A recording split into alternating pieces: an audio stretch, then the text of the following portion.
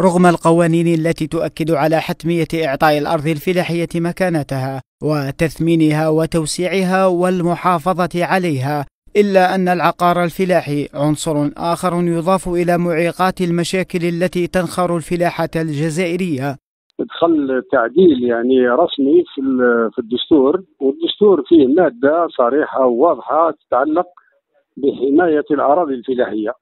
ونشوفنا في السنوات الماضية هذه العبث الكبير في إسقاط الأراضي الفلاحية اللي هي من درجة أولى بالنسبة للأمن الغذائي، ونشوف أن حتى السلطات يعني تتحاشى هذا الوضع وعملت مشاريع في الأراضي الفلاحية ذات الجودة العادية، ذات الجودة العالية، ما خرجتش مراسم تطبيقية اللي هي تثبت حملة كبيرة اللي تعطي دفع وقيمة للأراضي الفلاحية وحمايتها. الرقعة الزراعية بالجزائر لا تمثل سوى 5% من المساحة الإجمالية للجزائر، وهو عامل يعتبر إجحافا في حق الفلاحة. والله الآن احنا رانا نستغل في حوالي 4 ملايين هكتار، ولكن الرقعة الصالحة للفلاحة توصل حتى ل 8 ملايين بالنسبة للهضاب العليا وبالنسبة للجنوب.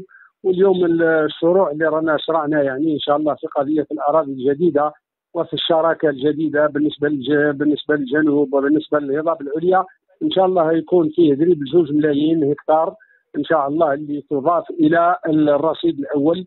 منذ فتح المجال لمشاريع متعددة ومتنوعة بحجة المنفعة العامة، والتي لا تعد إلا جزءا ضئيلا من الأهمية الغذائية مسلمة يعرفها الجميع، خاصة عندما نطرح صورة الجزائر بعد البترول ونسأل كيفية تعويض الذهب الأسود بالذهب الأخضر.